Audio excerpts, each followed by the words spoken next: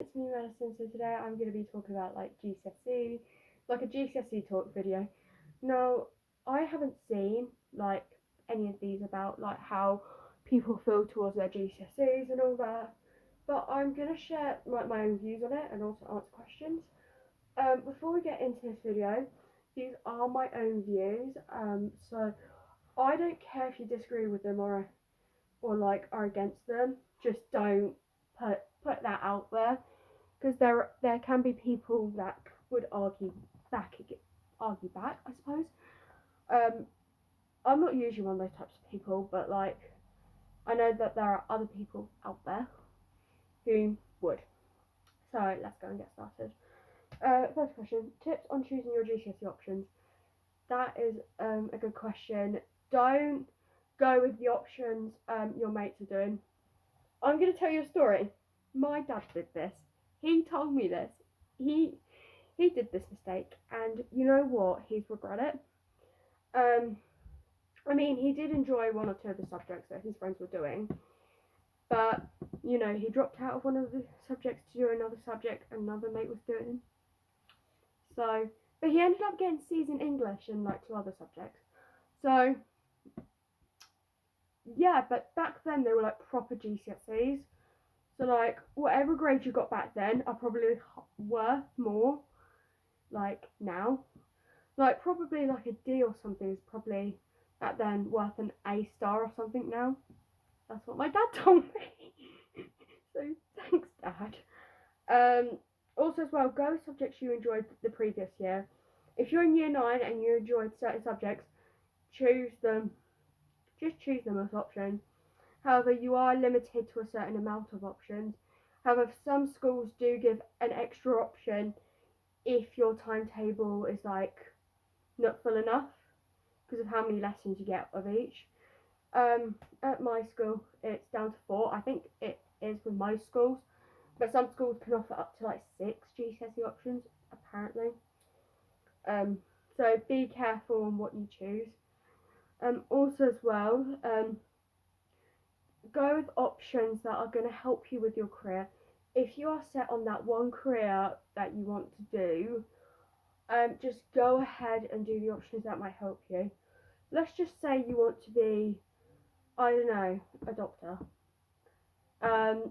Just go with options that, like health and social care, that are going to help you. Like biology is going to help you, health and social care, maths, and all those options that will kind of help you in life.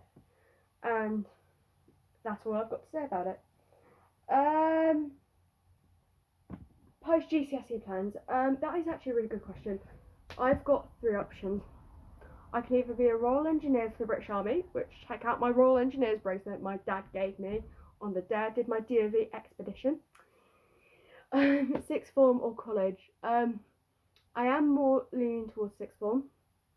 Because I feel like because I want to go on to university and do law. My dad's done law, he loved it, and I feel like I'll love law because I want to be a solicitor.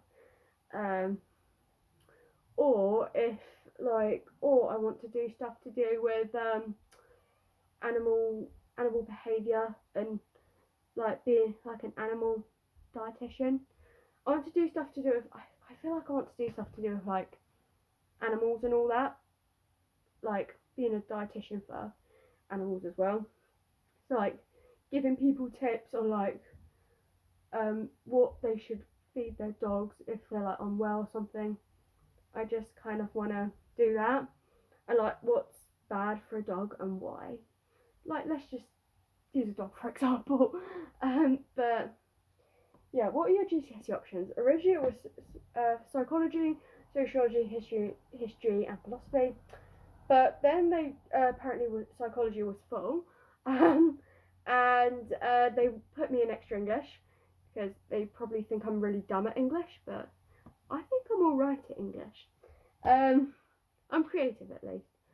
And then I dropped out, and then I did temporarily. They put me in film, and then someone else wanted to do film, and so I traded with someone else to do geography. That's history, geography, sociology, and philosophy. And I'm looking forward to geography the most, and sociology the least, because apparently sociology is really boring, but philosophy is my second option I'm looking forward to, and then it's like history and then it's sociology. What's going to happen with cadets and piano and all your other commitments? Piano will still stay the same no matter what.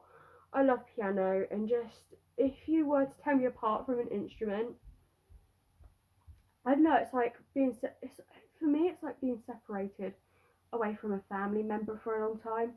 Like, and also as well, I want to be able to have that hand-eye coordination and really better memory, because piano can actually give you better memory. So I want to be able to get better memory. So then, when I'm in an exam in year 11, my actual GCSEs, I can just remember everything. Cadets, however, I will. Okay, I'll still be doing cadets, but there will be certain nights where I won't come in due to like stress and all that. Because let's just say I had like a day full of like science and like geography and maths. The last thing, for an example, at the last thing I want to do is go to cadets, because that's gonna apply more pressure, and kind of that's gonna add to your stress and tiredness. So I want to be able to have like a full night's sleep, so then I can just the next day I can like be motivated again. Um, yeah, piano will just stay the same no matter what. Piano actually calms me down, and kind of it really does help me, because I feel like whenever I'm like stressed on a Wednesday or something, like the first thing I want to do is go to piano and just play, because I have that passion and I want to go on further with it. And in university, I want a degree in music, as well. I don't know if anyone knows about how passionate I am with piano, but my dad does, and he just says that I've got a passion for it, and that I should go on further with music and all that, and teach people how to play the piano, which I think I should. But yeah, are you scared for GCSEs? Yes. I feel like with GCSEs, like your fun years are over. Like obviously with like SATs and all that, it wasn't as bad, because like after SATs, like you got to celebrate and all that, and also before SATs, it was like, I mean, before SATs there was like that pressure, but then like after SATs it was like quite calm. But then with GCSEs, it's like before GCSEs it's like pressure, and then once you after GCSEs you're like nervous about what results you're gonna get, and like worried that you're gonna fail. Which this is the thing I'm worried about, is failing. I'm not very good at maths, and to be fair, I'm worried about failing my core subjects and just failing GCSEs completely. And I'm usually a good kid at school, I would say, and I'm worried that I'd fail these, and because of I don't know, I'm just worried about failing. Like, I don't really want to fail, and I want to pass. I want to go into university. I want to go on further with my life, and not like fail and have to be left behind to redo them. Apparently, when you have to redo them as well, you have to pay for every attempt you do.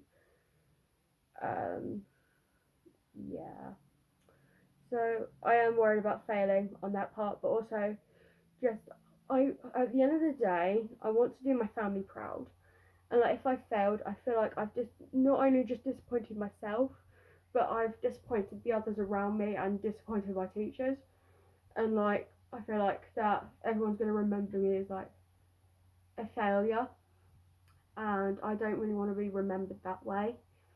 Um, so I am worried about GCSEs, but also GCSEs can be competitive. I know that people are like trying to like get better grades than other people, and I know that there are people that are like racing to get really good grades and all that, and then one person ends up getting better grades than their best friend, and then they have a fault. But that is how GCSEs can be. At the same time, I think I'm excited for GCSEs. I feel like it's a new chapter to go with life, and like this is like the start of my career that I'm about to enroll on, and that it's going to be the start to something magical. Like once you pass your GCSEs, you're happy, and like you can go on further with them, with like college, sixth form, apprenticeship, and just go on that far, and you know, go to university and get a degree. Like after you get that degree, that's how far you came along, and I want to feel that way. So I think at the same time, really excited. I feel like I will get more variety with teachers. I don't know. I really want some really good teachers. Like teachers that will actually help you, like with revision and all that sort of stuff. At the end of the day, all teachers should be, but there are certain teachers out there that absolutely don't, and just be like, oh, you're gonna fail your GCSEs anyway. To be fair, if any of my teachers at school told me that, I'm like, I would actually prove them wrong, because like it will make me push harder and like do revision. So yeah, that's kind of my take on it.